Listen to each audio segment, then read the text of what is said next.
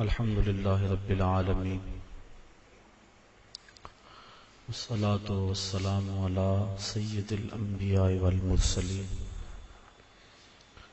قال الله تعالى وتبارك في القرآن المجيد والفرقان الحميد. بسم الله الرحمن الرحيم. سبحان الذي أسرى بعبده ليلا من المسجد الحرام إلى المسجد الأقصى الذي باركنا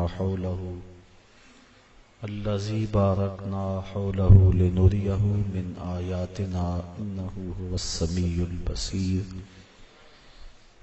صدق الله مولانا العظيم وصدق رسوله النبي الكريم الرؤوف الرحيم. اللهم نور قلوبنا بالقرآن وزين أخلاقنا بالقرآن وادخلنا الجنة بالقرآن ونجنا من النار بالقرآن. قال الله تعالى وتبارك في شان حبيبه مخبرا وآمرا إن الله وملائكته يصلون على النبي يا أيها الذين آمنوا صلوا عليه وسلموا تسليما. الصلاة والسلام عليك يا رسول الله وعلى آلك وأصحابك. الصلاة والسلام عليك يا رسول الله وعلى آلك وأصحابك رحمة للعالمين. تمام حمد و ثنا، تعریف و توصیف اللہ جل مجدہ الکریم کی ذات پاک کے لیے، جو خالق کائنات بھی ہے اور مالک شش جہات بھی.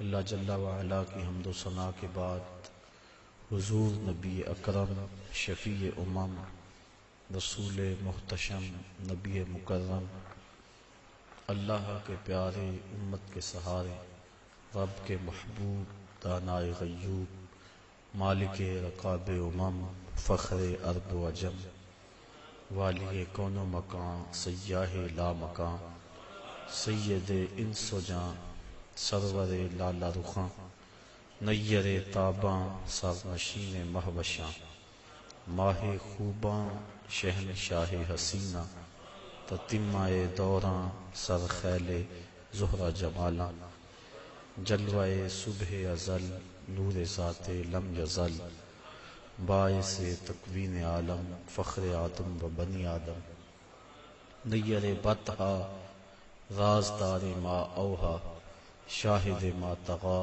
صاحب علم نشرہ معصوم آمنہ احمد مجتبیٰ حضرت محمد مصطفیٰ صلی اللہ علیہ وسلم کے حضور ناز میں اپنی عقیدتوں، ارادتوں اور محبتوں کا خراج پیش کرنے کے بعد عزت و وقار کی مسندوں پہ جلوہ گر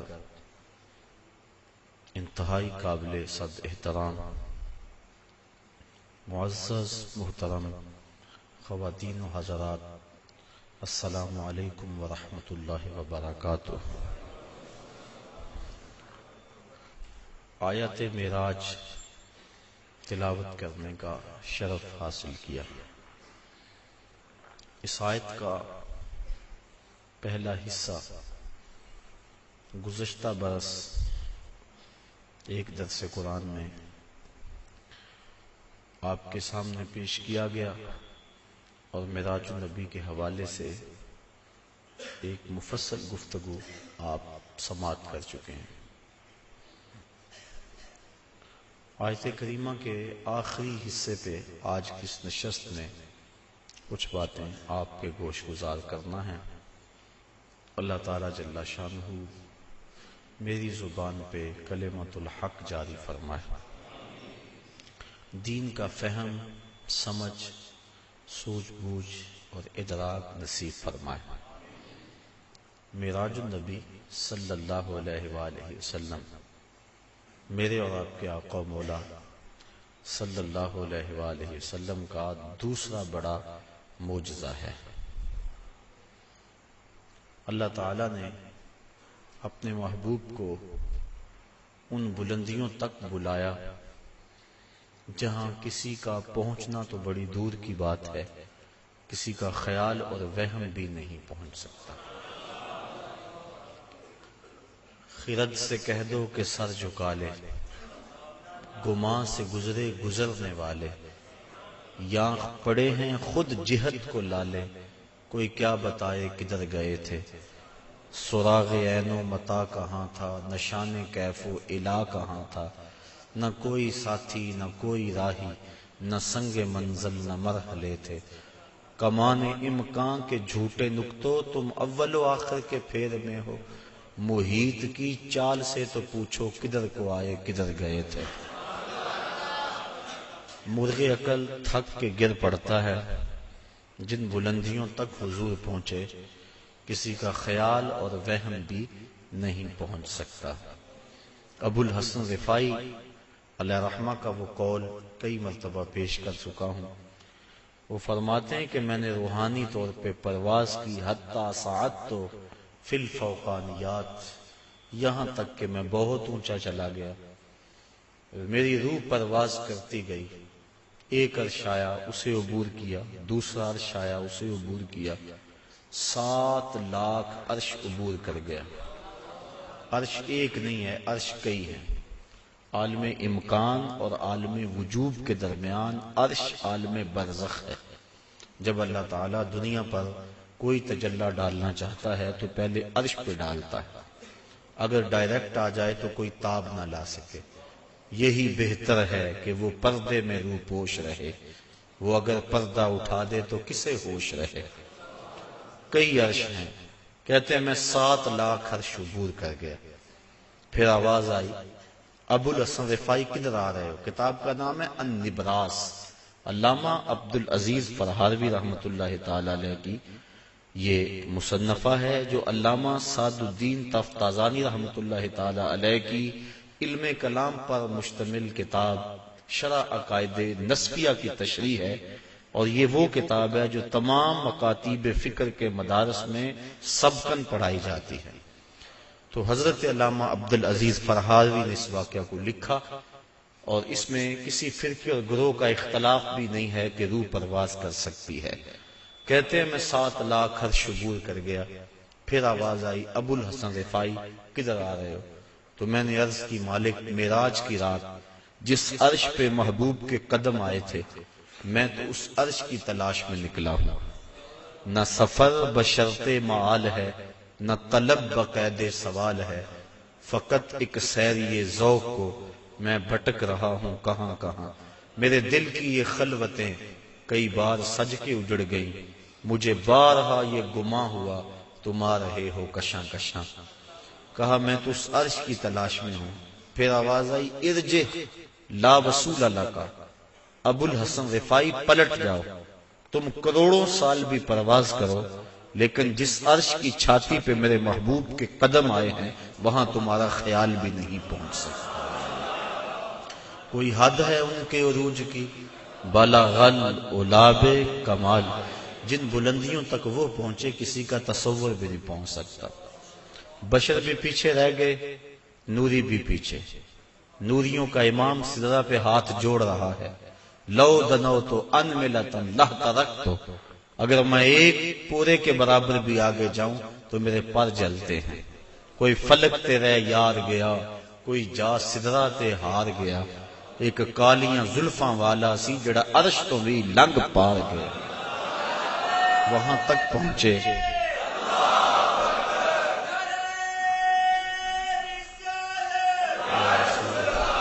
تو وہاں تک پہنچے جہاں کسی کا خیال وہم سوچ بھی نہیں پہنچ سکتے۔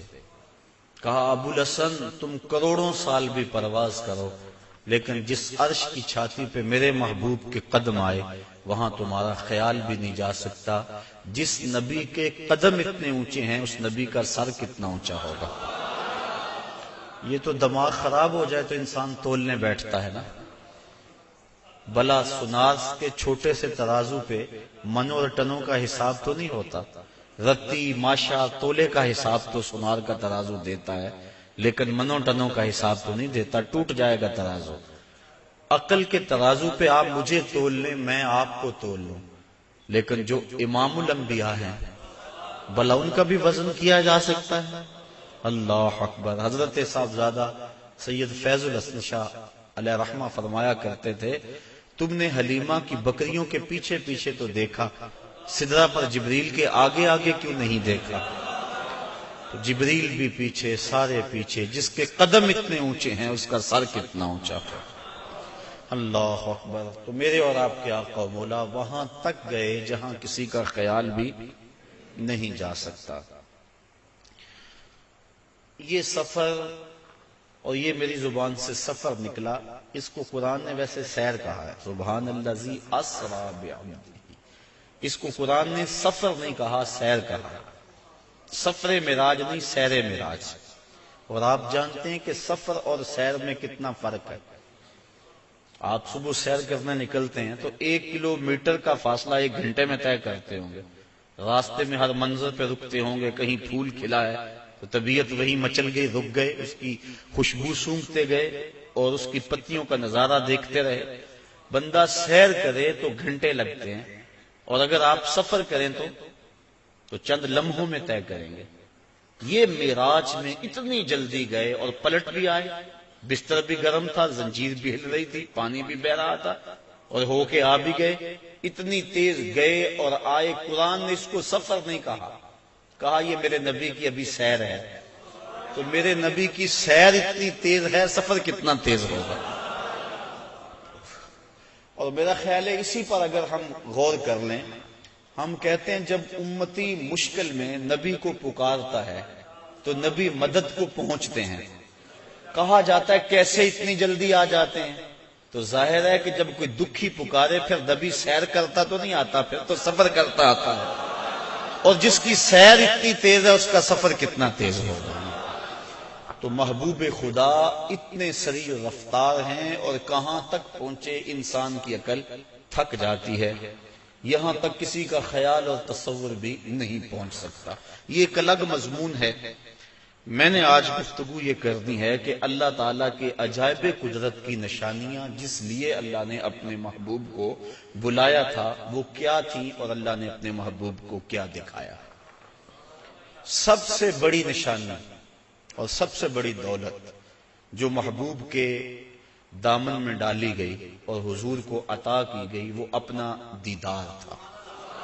سب سے بڑی دولت جو اللہ تعالیٰ نے اپنے محبوب کو عطا فرمائی وہ اپنا دیدار تھا۔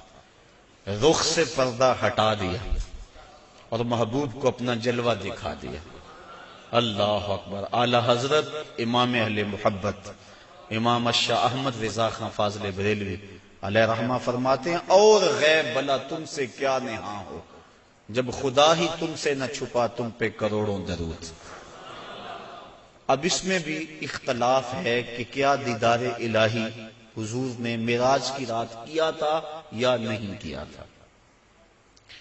بعض لوگوں کا موقف یہ ہے کہ حضور گئے تھے اور سدرۃ المنتہا کے پاس جبریل امین کو دیکھ کر آ گئے تھے، اللہ تعالیٰ کا دیدار نصیب نہیں ہوا۔ اگر یہ بات ہے تو پھر معراج موسیٰ علیہ السلام اور معراج مصطفیٰ میں فرق کیا ہوا کہ انہوں نے بھی نہ دیکھا اور یہ بھی نہ دیکھ سکے؟ اور جبریل کو اگر دیکھنے گئے تھے، جبریل تو 26,000 مرتبہ حضور کی چوکھٹ پہ آیا تھا، تو پھر حضور علیہ السلام وہاں گئے۔ اللہ تعالیٰ نے سورہ نجم کے اندر بیان فرمایا کہ ما کذب الفؤاد ما رأى، ما کذب الفؤاد ما رأى، جو آنکھ نے دیکھا دل نے اس کی تکذیب نہیں کی بلکہ تصدیق کر دی۔ تصدیق کون کرتا ہے؟ ایک شخص اچانک یہاں نظر آئے اور میں گمان کروں کہ یہ فلاں شخص ہے، تو میں آپ سے پوچھوں جناب یہ وہی ہے؟ تو جس نے اسے دیکھا ہوگا، جو اسے پہچانتا ہوگا، وہی کہے گا نا جناب ہاں یہ وہی ہے۔ اور جس نے میری طرح پہلی مرتبہ دیکھا ہے وہ تصدیق تو نہیں کر سکتا۔ تصدیق تو وہ کرتا ہے جس نے پہلے دیکھا ہو۔ اب اللہ قرآن میں کہتا ہے ما کذب الفؤاد ما رأى، جو آنکھ نے دیکھا دل نے اس کی تائید کی. آنکھ نے دل سے پوچھا یہ وہی ہے؟ تو دل نے کہا ہاں وہی ہے جو درد بن کے رہتا تھا. تو معلوم ہوا کہ قلب مصطفیٰ پہلے دیکھ چکا تھا، آنکھ نے آج دیکھا تھا. تو جس کو دل نے دیکھا ہو جب آنکھ اسے دیکھ لے تو اسے معراج کہتے ہیں. تو باقی رہا بات دل کے دیکھنے کا. امام عبد الوہاب شعرانی علیہ رحمہ آپ فرماتے ہیں کہ حضور علیہ السلام کو 34 مرتبہ معراج ہوا ہے. 33 مرتبہ حضور کو قلبی اور روحانی معراج ہوا ہے اور 1 مرتبہ سر کی آنکھوں سے اپنے رب کو دیکھا ہے. تو دل تو پہلے بھی جلوے پا چکا تھا، دل کو پہلے بھی انوار کی دولت ملی تھی، اور آنکھ نے آج پہلی بار دیکھا تھا. تو جو دل میں ہو جب سامنے آ جائے تو اسے معراج کہتے ہیں. تو ما کذب الفؤاد ما رأى، آنکھ نے جو دیکھا پھر دل نے اس کی تائید کر دی، تصدیق کر دی، تردید نہیں کی. اس پر علماء کی ابحاث ہیں، گفتگو ہے. حضرت امام احمد بن حنبل سے کسی نے پوچھا کیا لیلۃ المعراج کو محبوب علیہ السلام نے اپنے رب کو دیکھا؟ آپ نے فرمایا رآہ حتی انقطع نفسہ. آپ نے فرمایا ہاں دیکھا. اتنی بار یہ لفظ کہے کہ آپ کی سانس ٹوٹ گئی. کہا وہ گئے دیکھنے تھے اور دیکھ کر آئے تھے.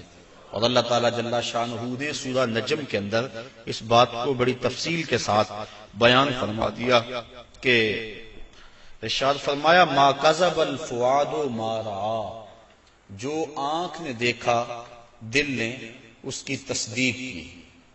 افتمارونہ علی ما یری، تو کیا تم ان سے ان کے دیکھے ہوئے پر جھگڑتے ہو، تم بحث کرتے ہو ان کے دیکھے ہوئے پہ. آگے سنیے ذرا قرآن نے کیا کہا. وَلَقَدْ رَآهُ نَزْلَةً أُخْرَى، اچھا پھر سنو، اس نے 1 بار نہیں 2 بار دیکھا. تم ان کے دیکھے پہ جھگڑتے ہو کہ دیکھا کہ نہیں دیکھا. افتمارونہ، کیا تم ان سے بحث کرتے ہو الا، اس بات پر ما یری، انہوں نے جو دیکھا. کہا وَلَقَدْ رَآهُ نَزْلَةً أُخْرَى، تو انہوں نے 2 مرتبہ دیکھا. اللہ اکبر. اور پھر آگے چل کے ارشاد فرمایا ما زاغ البصر وما طغى، اور ایسا دیکھا کہ آنکھ بھی نہیں جھپکی. آنکھ بھی نہیں جھپکی، نہ آنکھ جھپکی نہ حد سے بڑی. جب بندہ سورج کو دیکھتا ہے تو نظر چندھیا جاتی ہے اور دیکھ نہیں پاتا. حضرت موسیٰ علیہ السلام جلال خداوندی کی تاب نہ لا سکے. خرّ موسیٰ صاعقہ، قرآن نے کہا زمین پہ بے ہوشی ہوئی اور تشریف لے آئے، اور جب سر اٹھایا اٹھے انی تبت الیک کے نغمے گانے لگے. لیکن یہاں کیا ہے، آنکھ بھی نہیں جھپکی اور آنکھ میں طغیانی اور سرکشی بھی نہیں آئی. یہ کون کہہ رہا ہے؟ مالک کہہ رہا ہے کہ ایسا دیکھا کہ آنکھ بھی نہیں جھپکتا، نہ حد سے بڑھتی ہے آنکھ اور نہ آنکھ چندھیاتی ہے. دنیا پہ ضابطہ یہ ہے کہ جب کسی منظر کو کوئی ناظر دیکھے تو ناظر منظر کی تعریف کرتا ہے. گرمیوں میں آپ شمالی علاقہ جات میں نکل جاتے ہیں، وادی کیلاش میں چلے جاتے ہیں، سواد کاغان، کتنی خوبصورت وادیاں اللہ نے پاکستان کو عطا فرمائی ہیں.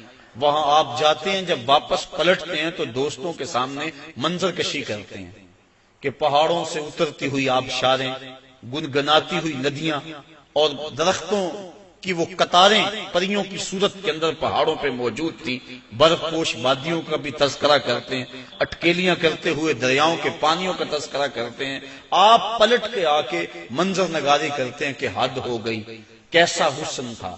علامہ اقبال علیہ رحمہ جب ان علاقوں میں گئے، کشمیر کے علاقوں میں، تو انہوں نے آ کر کہا من خدا را آنجا دیدم بے حجاب، لوگوں میں اس کو وہاں بے حجاب دیکھ کر آیا.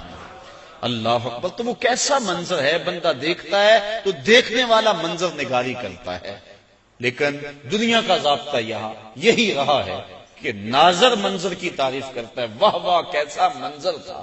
نظر کہتی ہے واہ واہ کیسا منظر تھا.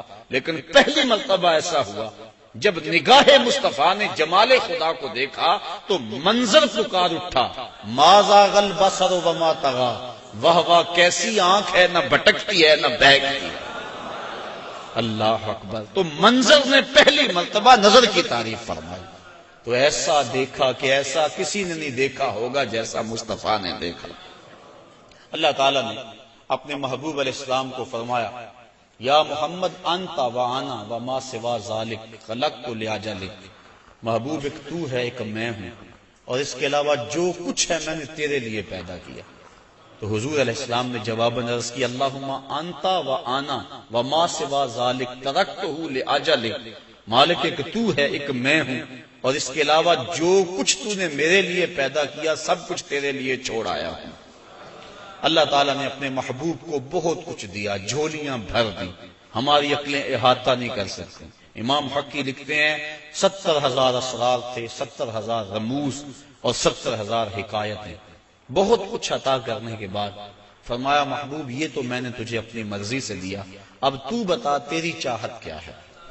بیما اشرفک یا احمد صلی اللہ علیہ وسلم، اس کو امام غازی نے بھی لکھا، ملا جیون تفسیرات احمدیہ میں لکھتے ہیں، باقی لوگوں نے بھی اس کو لکھا، کہا بیما اشرفک یا احمد، اے محبوب بتا تجھے کیا عطا کروں، تیری اپنی چاہت اور ڈیمانڈ کیا ہے۔ اب 1 منٹ کے لیے میں آپ کو اختیار دے دوں، مجھے اختیار دیا جائے کہ مانگو کیا مانگنا ہے، تو ہمارے سوال سے ہماری ذہنی اپروچ کی خبر ہو جائے گی، کس کی سوچ کتنی بلند ہے، کیا مانگتا ہے۔ کسی کے سوال سے اس کے اندر کی کیفیت سمجھ میں آ جاتی ہے، کسی کی عظمت کا اندازہ کرنا ہو تو اس کے سوال سے اندازہ کیا جا سکتا ہے۔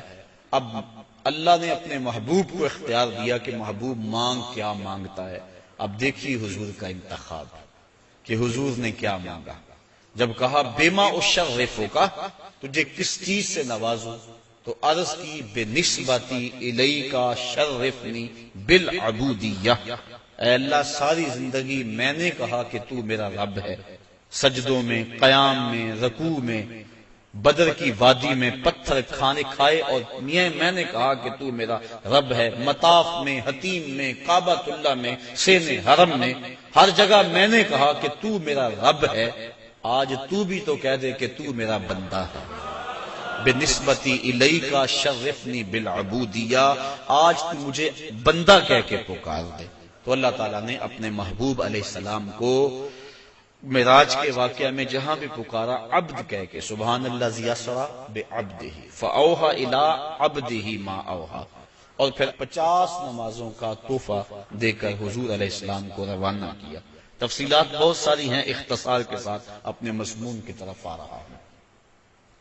حضرت موسیٰ علیہ السلام چھٹے آسمان پہ ملے اور کہا کیا ملا، بتلایا کہ 50 نمازیں ملی ہیں اور جنابت پر 7 مرتبہ غسل کرنا ملا ہے، کسی کپڑے کو نجات لگ جائے تو 7 بار اس کو دھونا اور اس سے وہ پاک ہو جائے گا، مجھے یہ ملا ہے۔ اللہ کی بارگاہ میں حاضر ہوا اور یہ تحائف لے کر پلٹا ہوں۔ تو حضرت موسیٰ علیہ السلام نے کہا کہ آپ کی امت اتنا بوجھ برداشت نہیں کر سکتی، چونکہ میں بنی اسرائیل کا تجربہ رکھتا ہوں، یہ 50 نمازیں نہیں پڑھیں گے۔ اللہ کی بارگاہ میں جائیں اور تخفیف کی درخواست کریں۔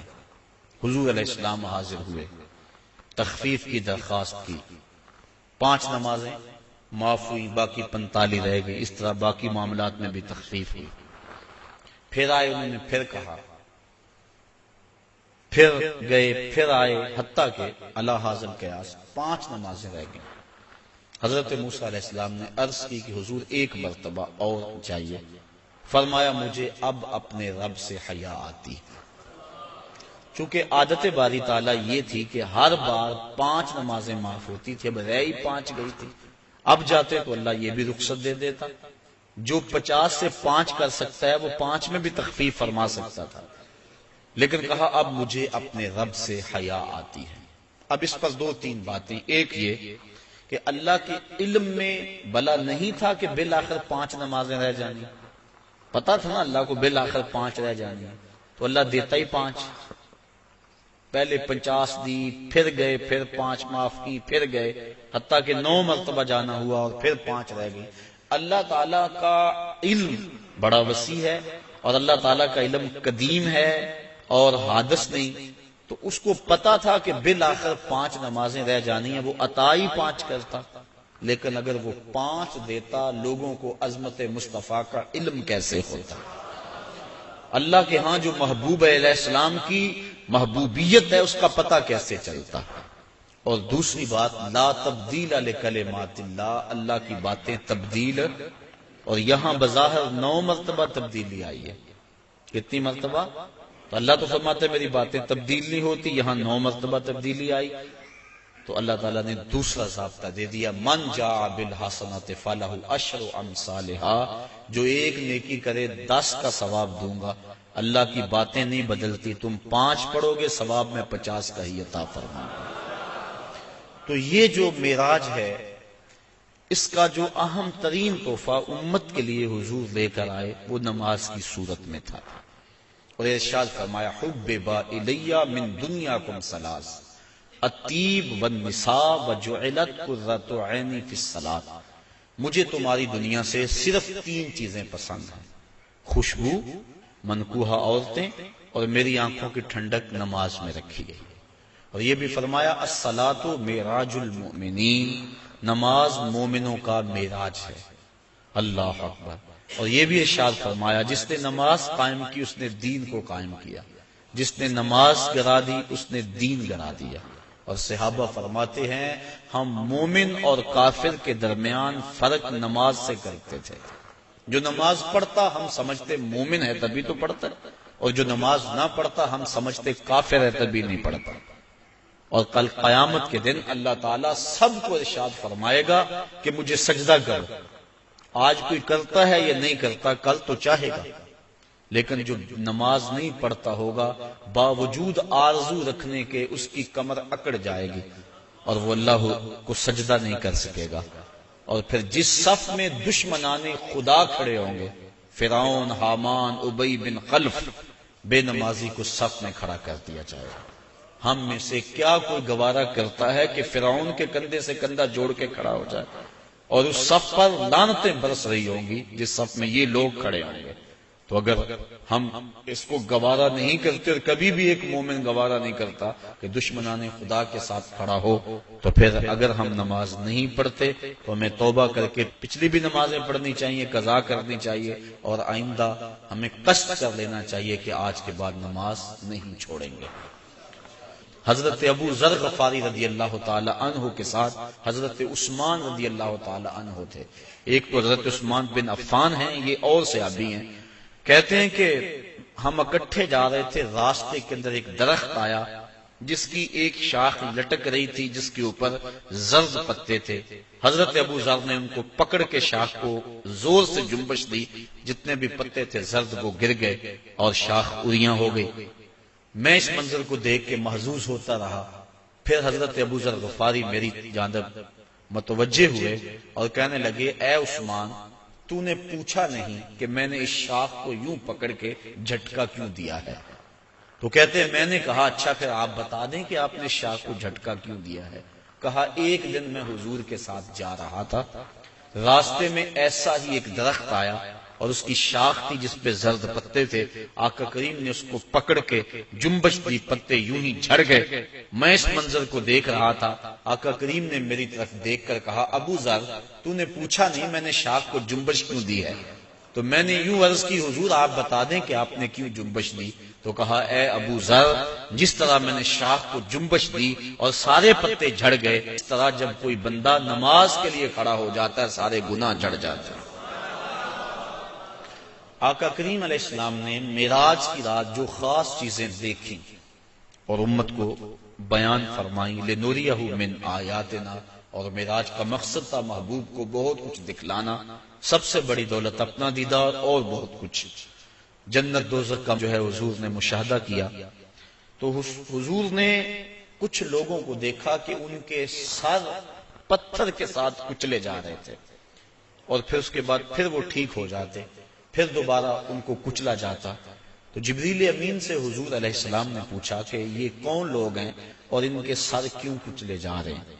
تو جناب جبریل امین نے عرض کی کہ حضور یہ وہ لوگ ہیں کہ جن کے سر نماز کی وجہ سے بوجھل رہا کرتے تھے اور آج ان کو یہ سزا دی جا رہی ہے.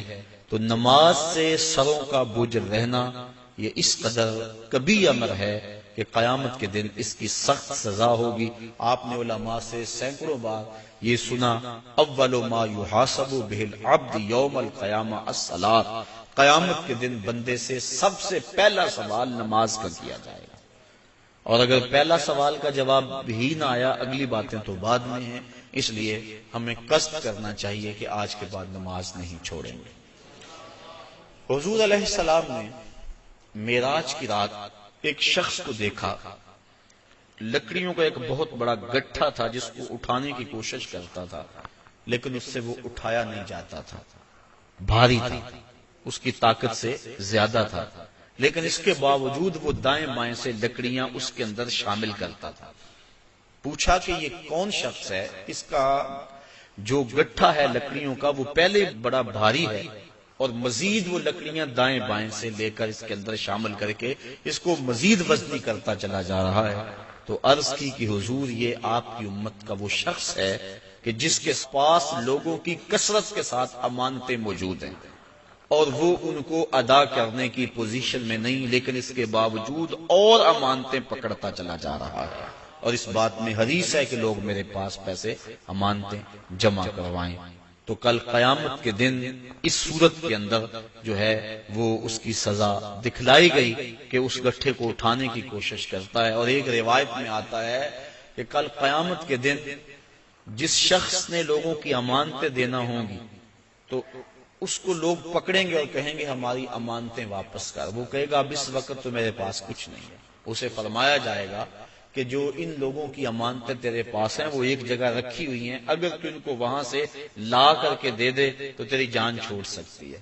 تو وہ کہے گا کہ کہاں ہیں، تو اس کو جہنم کے دروازے پہ لے جایا جائے گا اور پھر کہا جائے گا اس جہنم میں اتر، اس کے پیندے میں امانتیں رکھی ہیں اور وہ نکال کے ان لوگوں کو دے۔ اور حدیث کی روح سے جہنم کی جو گہرائی ہے وہ 70 سال لگتے ہیں اس کی تہہ تک پہنچنے میں۔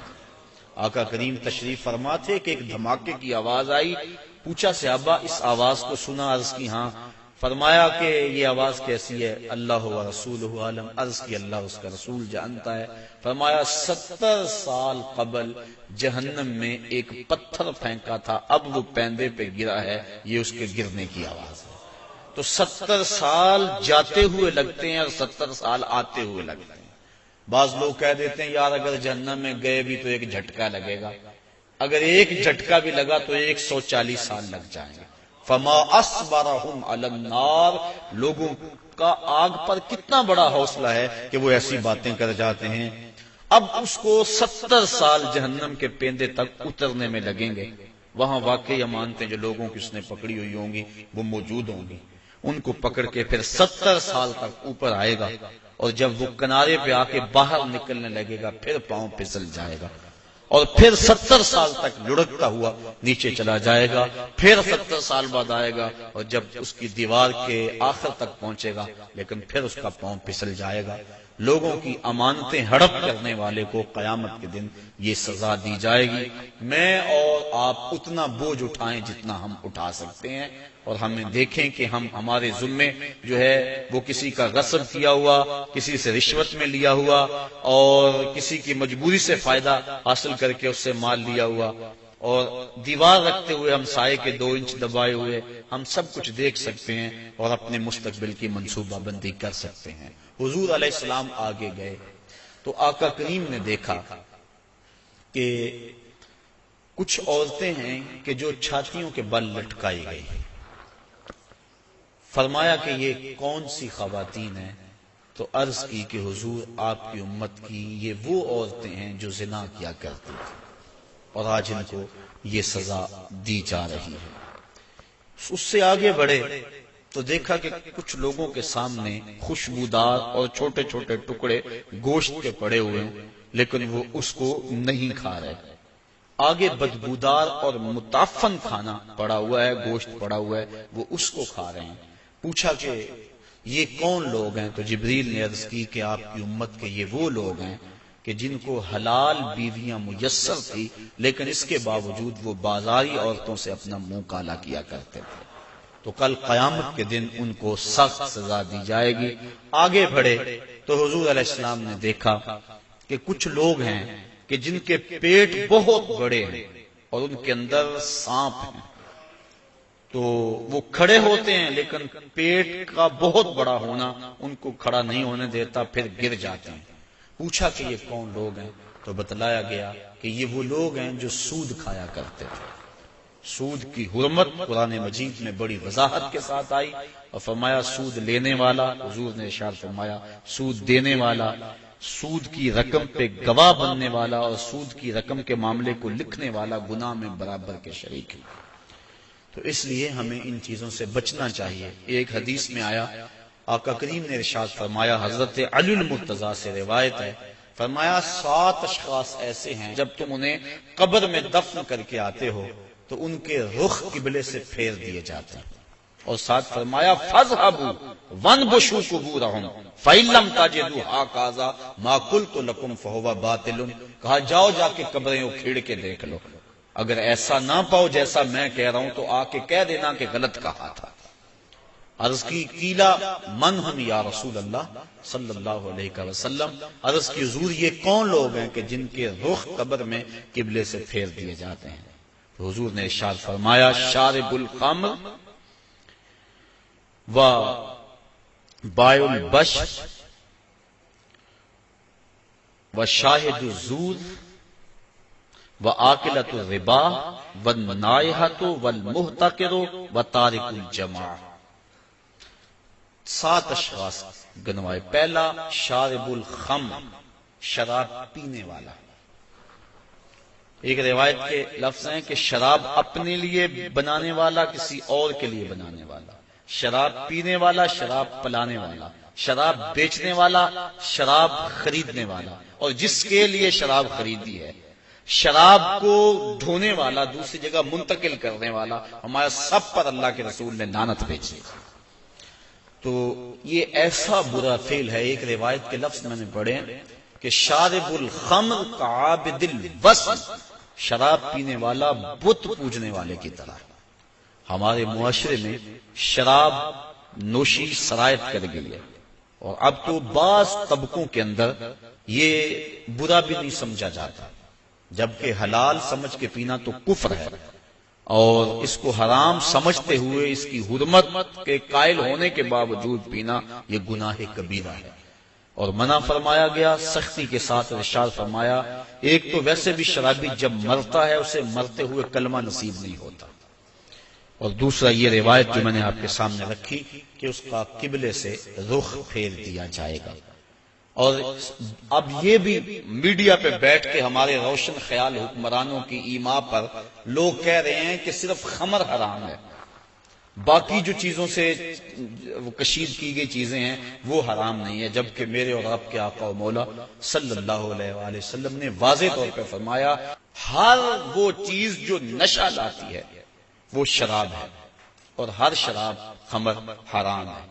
تو وہ نشہ چاہے کوئی بھی چیز لانے والی ہو اس کو شریعت نے واضح طور پہ حرام کر دیا۔ یہ دوسرا بائع البش، جن کے رخ جو ہیں وہ قبلے سے پھیر دیے جائیں گے، تو فرمایا ان میں سے بردہ فروشی کرنے والا، انسانوں کی خرید و فروخت کرنے والا۔ اب دنیا پہ یہ اس انداز سے غلامی کا انداز تو نہیں ہے، لیکن اعضائے انسانیہ کو اب بھی لوگ فروخت کر رہے ہیں۔ آپ روزانہ اخبارات میں پڑھتے ہیں کہ گردہ فروشی کا کاروبار اور مختلف اعضائے بدنیہ کا کاروبار۔ تو یہ دوسرے وہ شخص جو انسان یا انسان کے کسی عضو کا کاروبار کرتے ہیں، کل جب وہ مریں گے تو ان کا رخ قبلے سے پھیر دیا جائے گا۔ تیسرا ارشاد فرمایا وشاہد الزور، اور جھوٹی گواہی دینے والا۔ بلکہ ایک روایت میں آقا کریم نے فرمایا میں تمہیں بڑے بڑے گناہوں کی خبر نہ دے دوں؟ الا انبئکم باکبر الکبائر، بڑے بڑے گناہوں کی خبر نہ دے دوں؟ صحابہ نے عرض کی ہاں حضور آپ ارشاد فرمائیں۔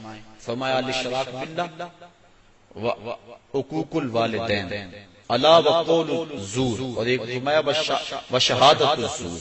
یہ مختلف اقوال ہیں حدیث میں، مختلف حدیث میں، تو شہادت الزور جھوٹی گواہی کو حضور علیہ السلام نے جو ہے وہ اکبر الکبائر میں شمار کیا۔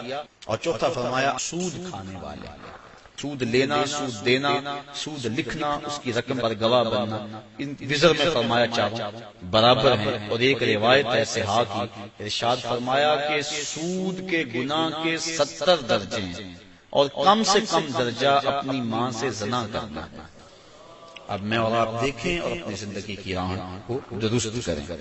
آگے فرمایا وَالنَّائِحَاتُ، نوحہ کرنے والی عورتیں جب قبر میں جائیں گی تو ان کا رخ پھیر دیا جائے گا۔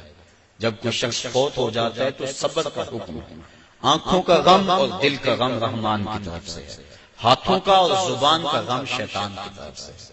فرمایا لیس منا من ضرب الخدود وشق الجیوب ودعا بدعوی الجاہلیہ، جس نے گریبان نوچے، اپنے منہ پہ تھپڑ مارے اور جہلوں جیسی باتیں کی، فرمایا ہمارے سے اس کا کوئی تعلق نہیں ہے۔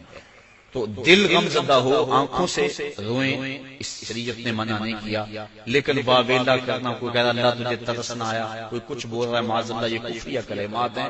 تو فرمایا نوحے کرنے والے کل جب مریں گے تو ارشاد فرمایا کہ وہ عورت جو نوحے کرتی ہے قبر سے اس کا رخ قبلے سے پھیر دیا جائے۔ والمحتکر، اور چھٹا شخص جو ذخیرہ اندوزی کرتا ہے۔ ذخیرہ اندوزی انسان کا کھانے پینے کا سامان ہے، غلہ، اور جانوروں کا جو چارہ ہے، اس میں ذخیرہ اندوزی شریعت نے منع فرمائی ہے۔ باقی جو معاملات ہیں کاروبار آپ کے، ان میں اگر کر لیں تو وہ منع نہیں۔ اور اس میں حضور نے ارشاد فرمایا جس نے 40 دن تک ذخیرہ اندوزی کی، اللہ تعالیٰ اسے 40,000 سال جہنم کی آگ میں جلائے گا۔ آخر فرمایا وَتَارِكُ الْجَمَاعَةِ، اور جو جماعت کو چھوڑنے والا ہے، نماز تو پڑھتا ہے لیکن جماعت سے نہیں پڑھتا۔ حضرت محمد بن سماعہ ایک بزرگ ہیں، امام محمد بن حسن الشیبانی کے شاگرد، اور امام محمد بن حسن الشیبانی امام اعظم کے شاگرد۔ محمد بن سماعہ کہتے ہیں 103 سال عمر پائی، کہتے ہیں 40 سال بیت گئے، جماعت کیا میری تکبیر اولیٰ بھی قضا نہ ہوئی۔